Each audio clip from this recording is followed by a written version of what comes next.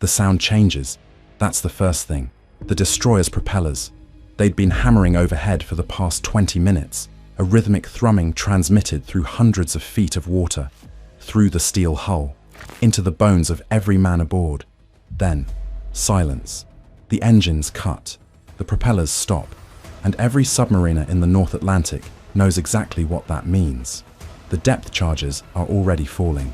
You have maybe 20 seconds, maybe less, before the ocean tries to crush you like an egg. March 1943. North Atlantic. U-boats are dying at unprecedented rates. The hunters are becoming the hunted. German submarine commanders who spent years terrorizing Allied convoys are learning a new kind of fear.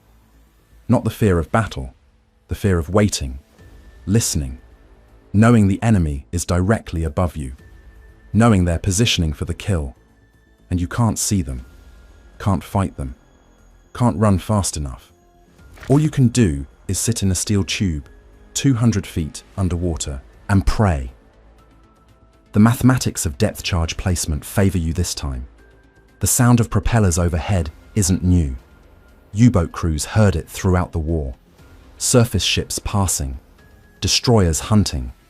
But by 1943, the Allies have perfected the technique, the doctrine, the sequence of sounds that means death. It starts with detection, ASDIC. The British call it that. The Americans say sonar. Same thing, different name. A destroyer pings, sends sound waves into the water, listens for the echo. If something big and metal sits below, the echo comes back, clear, distinct. The destroyer has contact. The U-boat crew hears it, that distinctive ping, reverberating through the hull. Once, twice, getting closer together. The destroyer is triangulating, getting a precise location, depth, bearing, speed. The hydrophone operator reports to the captain.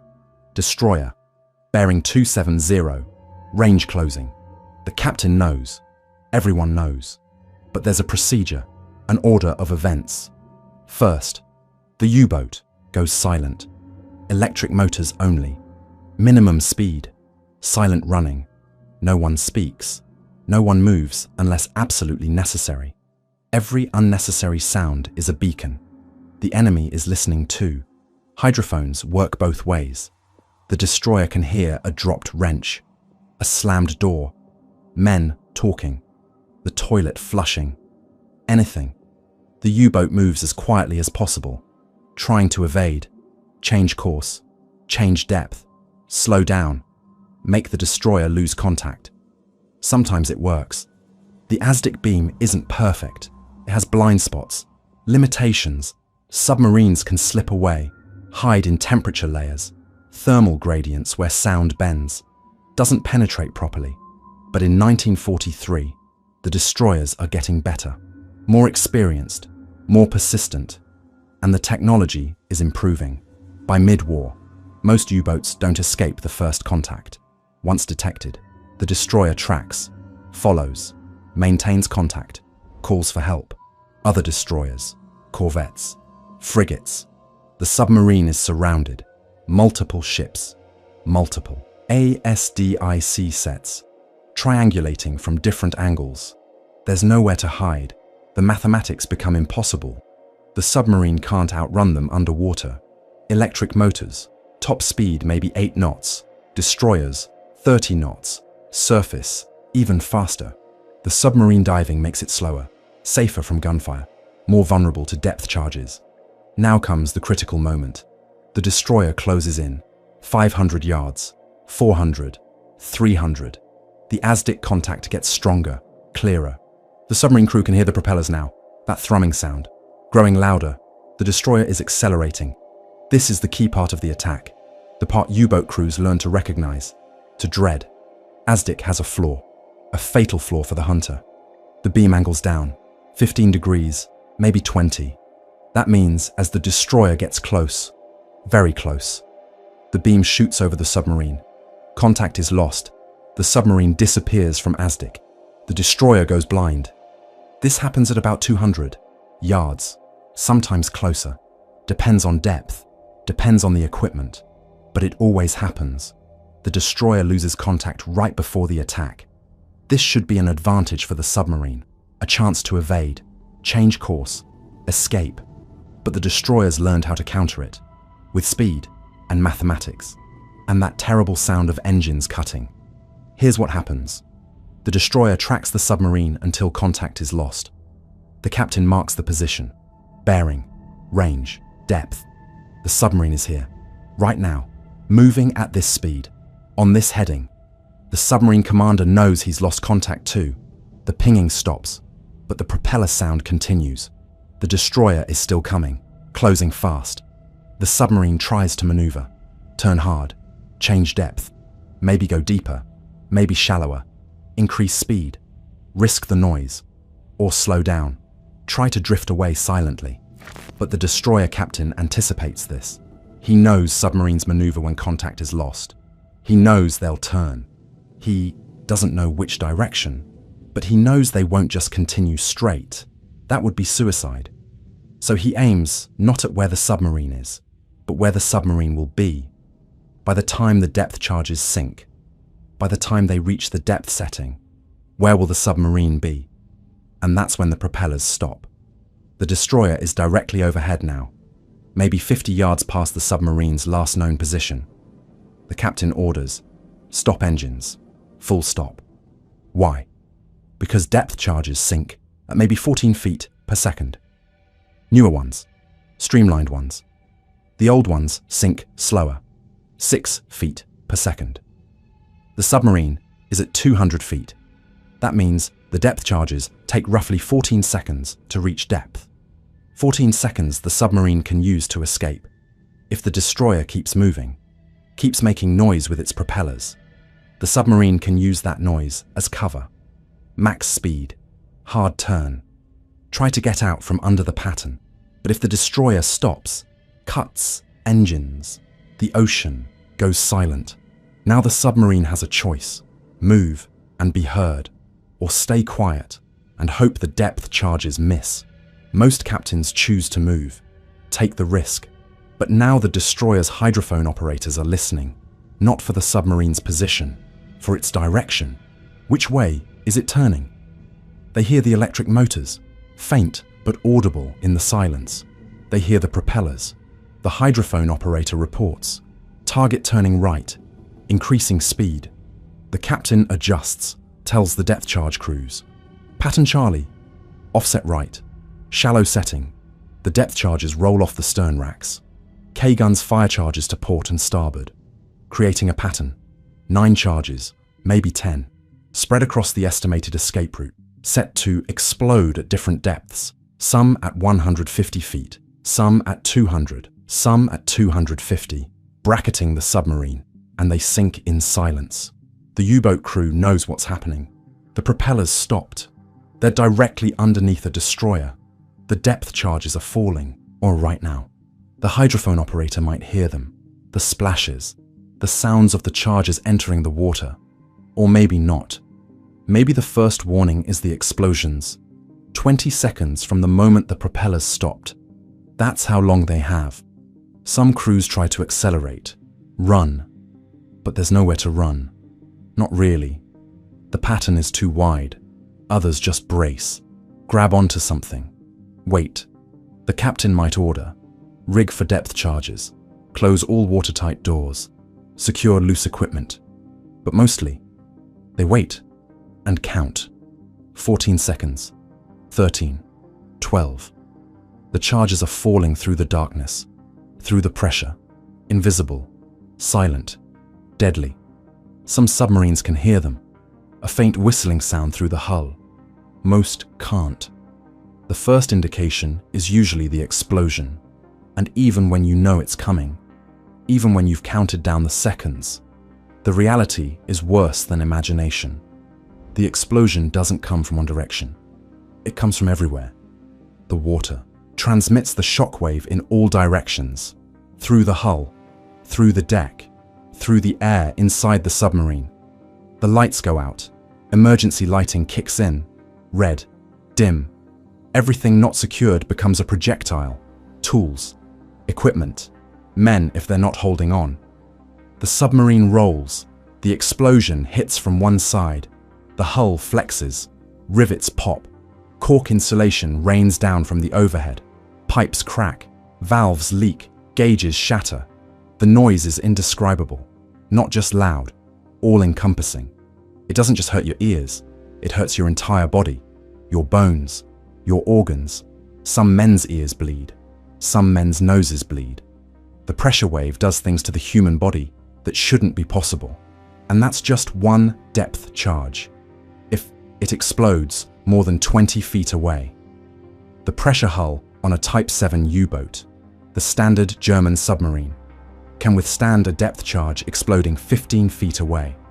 Closer than that, the hull ruptures, water floods in, the submarine floods and sinks in minutes, sometimes seconds, but even at 20 feet, 30 feet, 50 feet, the damage accumulates. The first charge cracks a pipe. The second charge makes the crack worse. Water starts dripping, then spraying, then flooding. Equipment fails. Electrical systems short out. Motors burn out. Batteries crack. Chlorine gas leaks. From seawater mixing with battery acid. Chlorine gas. In an enclosed space, 200 feet underwater. That's how some submarines die. Not from flooding. From gas.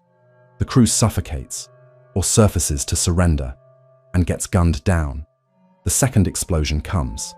Then the third. The pattern is designed to cover area, not precision.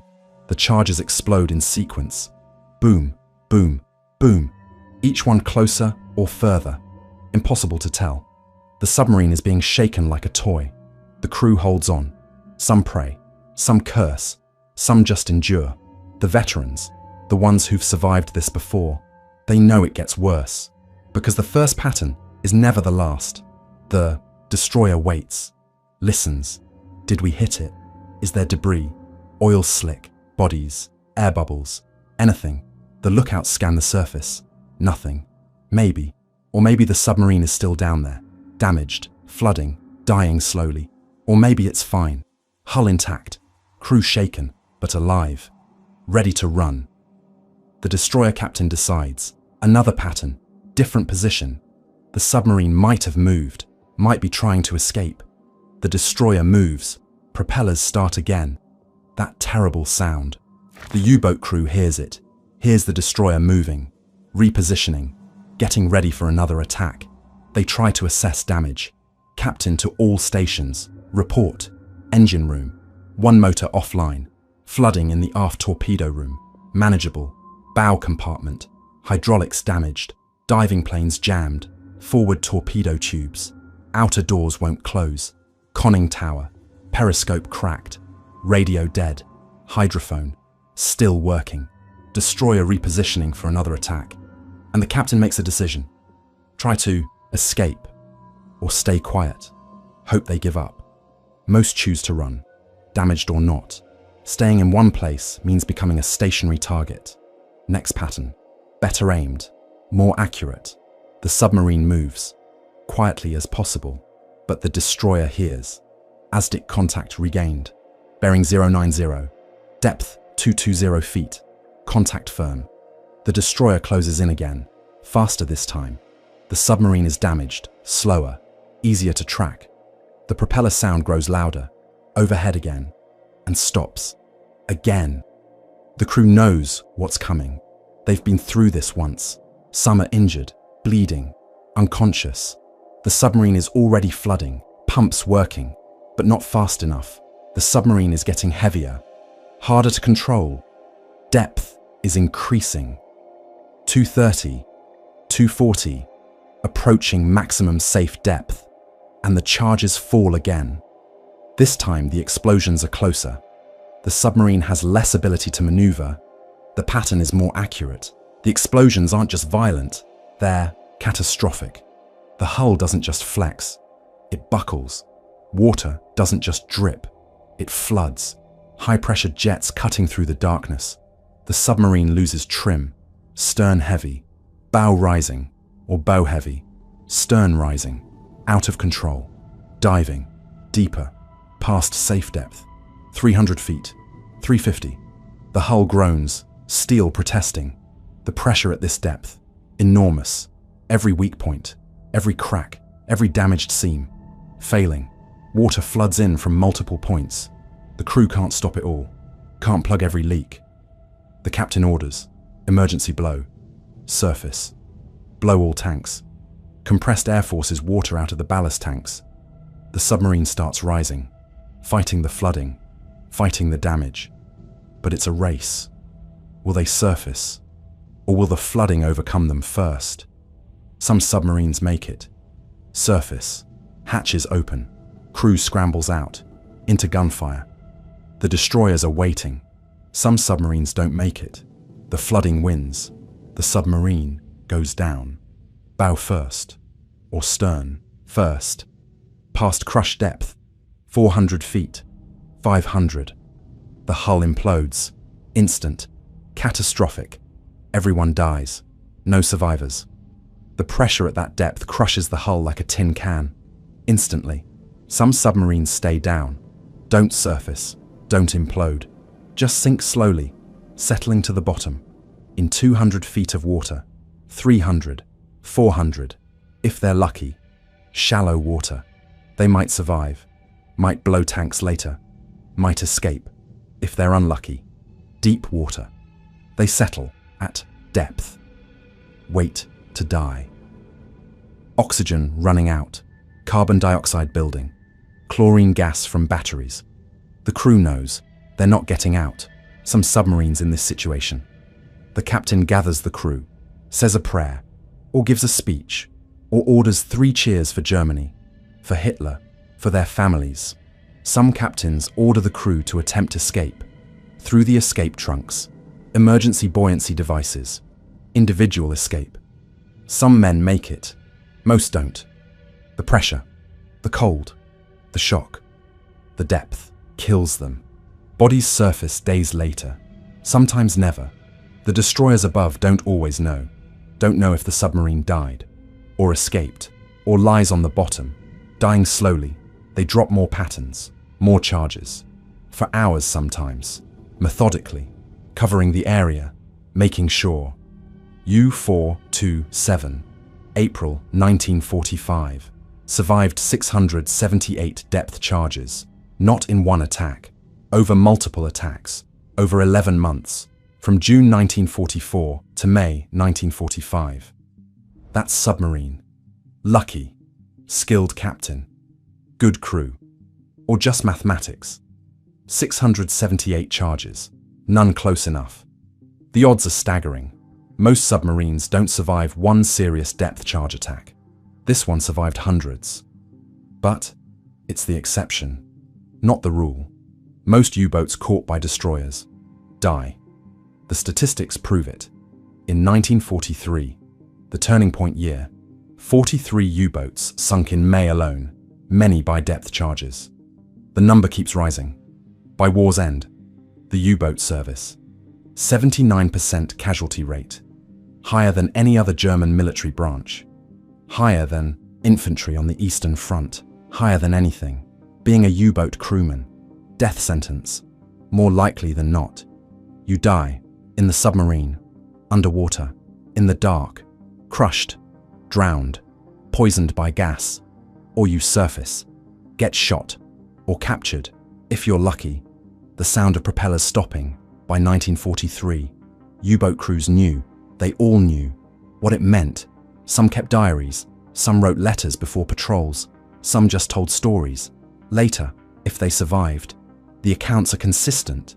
The waiting, the listening, that's the worst part. The sound of the destroyer above, tracking, following. You can hear it through the hull, through the water, the thrumming, the pinging of ASDIC.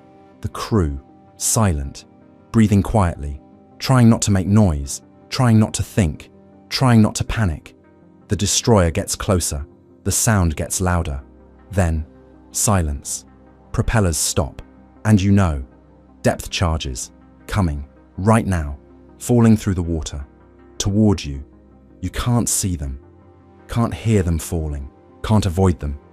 Just wait. Some men prayed. Some men closed their eyes. Some men gripped the hull, or each other. Some men counted seconds, 14, 13, 12, waiting for the explosion, waiting to find out if they lived or died. And when the explosion came, if it was far enough away, if the submarine survived, the relief, overwhelming, temporary, because the destroyer was still up there, still hunting. The propellers would start again, the pattern would repeat, over and over, until the destroyer gave up, or the submarine died, or the submarine escaped.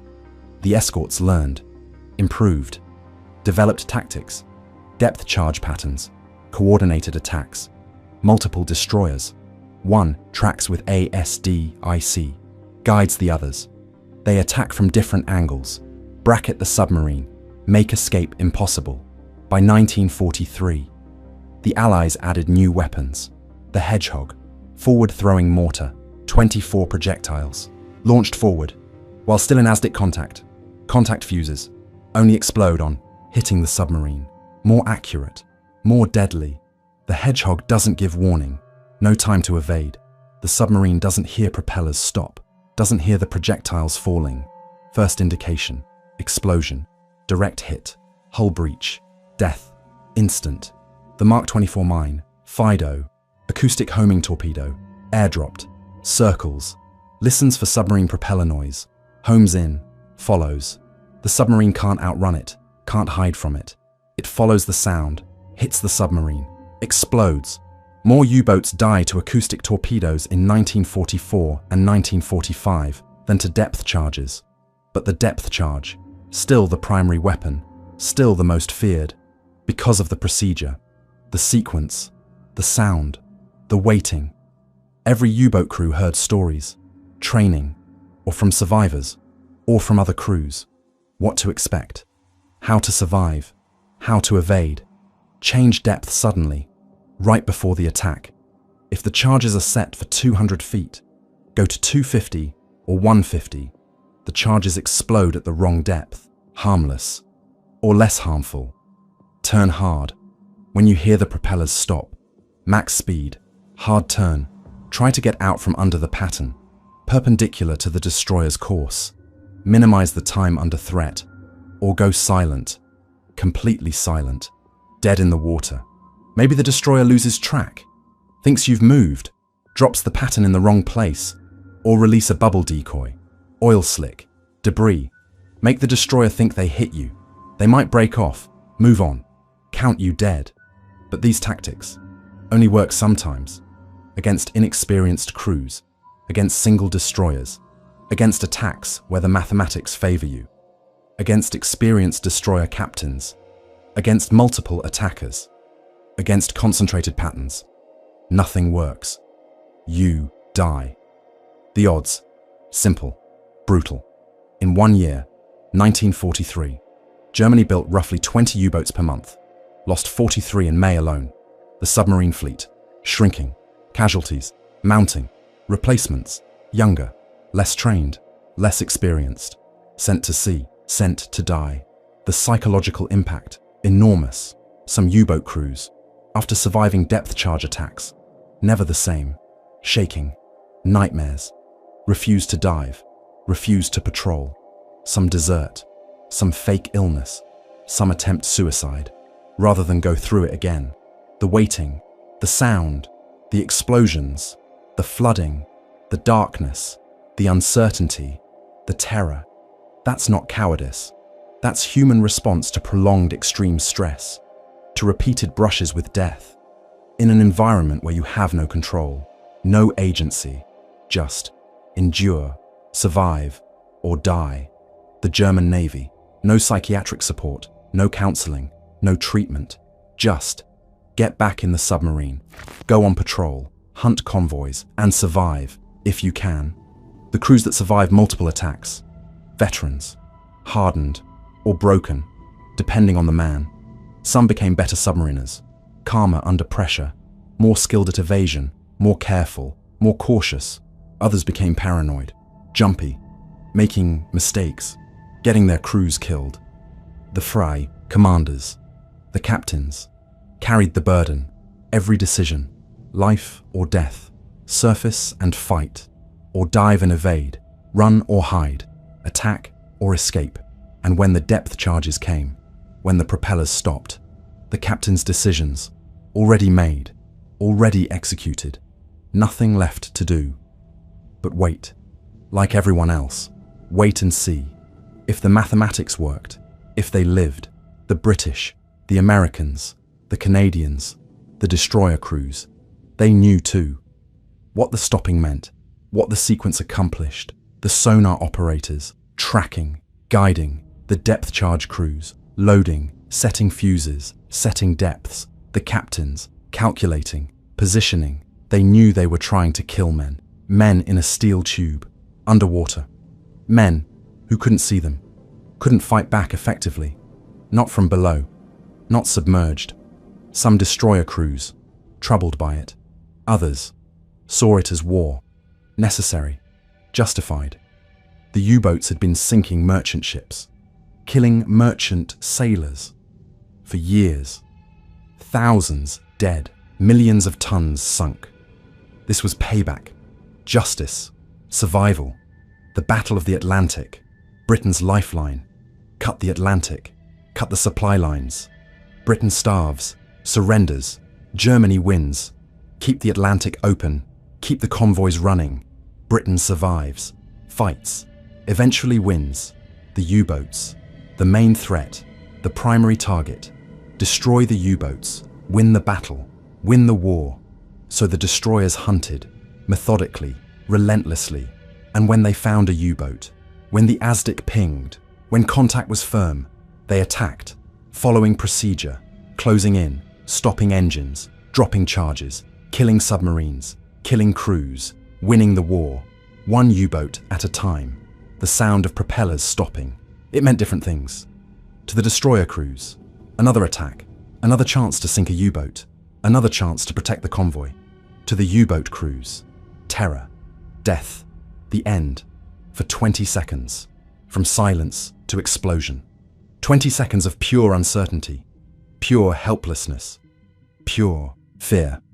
Some attacks, single destroyer, single pattern, 9 or 10 charges, miss. The submarine survives, escapes, lives to fight another day. Other attacks, multiple destroyers, multiple patterns, hundreds of charges, hours of attacks. The submarine, battered, broken, flooding, dying, surfaces to surrender, or doesn't surface, goes down, all hands lost. The sound of propellers stopping. By 1943, every U-boat crew knew it, feared it. Some heard it once, some heard it dozens of times, some never heard it. Got torpedoed, or mined, or scuttled, or surrendered without combat. Some heard it for the last time, the final sound, before the explosion, before the flooding, before the end. The technology improved throughout the war.